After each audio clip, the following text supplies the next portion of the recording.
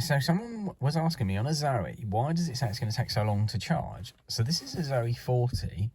Came from the factory with 41 kilowatt hours of usable energy capacity, although it's done 116,000 miles now, so I think it's up down to about 38 kilowatts or something like that, kilowatt hours on this. But it says it's going to take nearly 7 hours when I've got 44%, so 56% of the battery. Let's call it 7 sevens of 49 because I'm on a 7 kilowatt pod point. So it could take on 49, nearly 49 kilowatt hours in the remaining time that it's saying, but the battery can take about 38 kilowatt hours, so something's obviously not quite right with that. So part of the answer is the fact that it's not going to consume 7 kilowatts for 7 hours.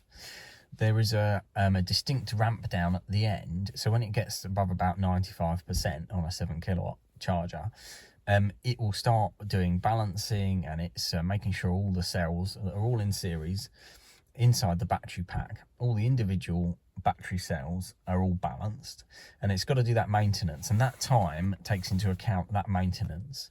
It's unfortunate with the Zoe, it doesn't give you much information on the dash. It doesn't tell you the charging rate, which would be really useful, so you know it's going at full speed. And also it doesn't tell you like time to 80%, because then you'd know you know that the last bit is a lot longer.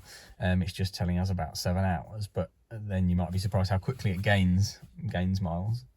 So as well as balancing, Zoes have quite advanced battery thermal management.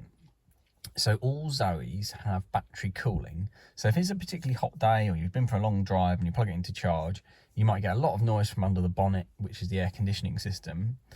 And the air conditioning system has a coolant evaporator inside the cab, so you can get nice cold air, but it also has an extra one at the back of the car.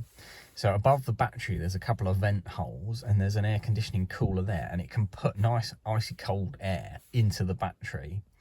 But the power to run that has to come from somewhere. So obviously, if whatever energy you're taking into the vehicle, a portion of that is going towards cooling, and that obviously increases the time. You may find that cooling turns on and off, so you may see jumps in that time.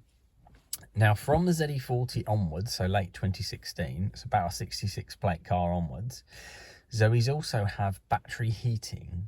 So it is cold today, it's about 3 degrees. And within the battery pack, there is a PTC heater. And if the pack is cold, the Zoe will turn that heater on and warm up the pack. It will naturally warm up a little bit from the fact it's being charged. The cells will warm up, but just to give it a little bit of a boost and then enable it to charge a bit faster, it turns that heater on. That is a 12 volt PTC heater, but a fairly chunky heater.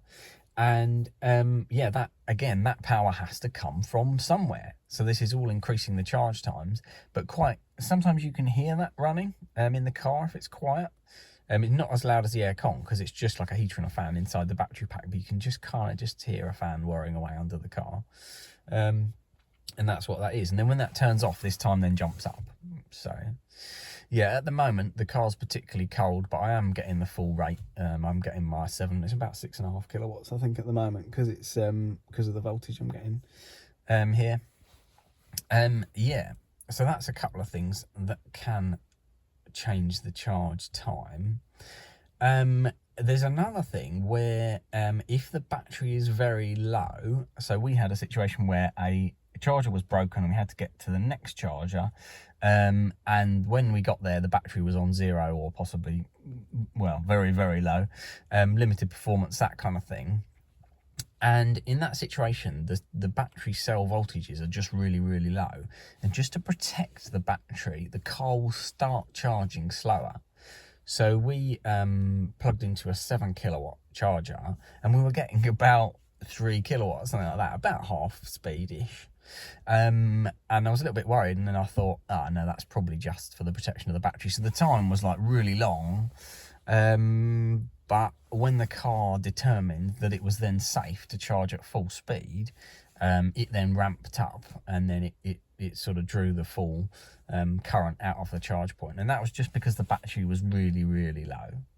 So there are several things that can affect it.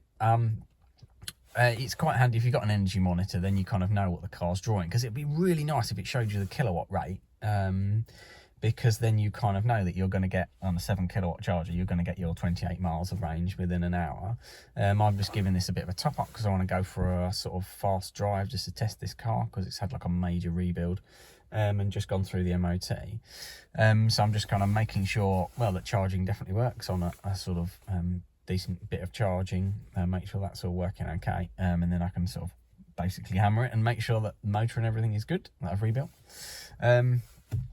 But yeah, that's one of the things that can affect it. So yeah, but other than that, basically don't worry too much. If you have got an energy monitor, then you'll know, which is really handy. But yeah, it is normal basically, and you may see jumps in the time. So if this is just balancing, then this will remain at that long period. The car will also make a judgment as to how much balancing it might need. So this car's not been used for quite a while because I've been rebuilding it over about the last month or so, off and on. So that's particularly long, probably because the car's not balanced for quite a long time. If you're using it every day, you're probably not going to get that amount of time, but I'm probably not going to see that jump down, because I don't think we're getting battery cooling or heating at the moment. Certainly not battery cooling, and I can't hear the heater. I did look in the live data of the diagnostic machine to see if it showed the sort of heater power draw, but I couldn't see it. But yeah, so I think in this case it's just particularly large amounts of balancing. But yeah, don't worry too much. Look at your energy monitor. It's actually an advantage that the car really actively manages the health of the battery, and that's one of the strengths of the Zoe, that the thermal management, particularly with the battery, is very good. All Zoes also have a heat pump, so in terms of just cabin heating, they're quite efficient as well. Yeah, so they have several good points. Just a shame about the motors, really, to be honest, and charging issues. But yeah, so there we go. Hope that's interesting. Any questions, let me know. It's slightly unfortunate, yeah, that obviously you don't know exactly what's going on unless you can hear something happening. But yeah, as long as you gain the right amount of sort of percentages in the right time, then it's all good. So yeah, cool. All right, take care. Catch you later. Cheers.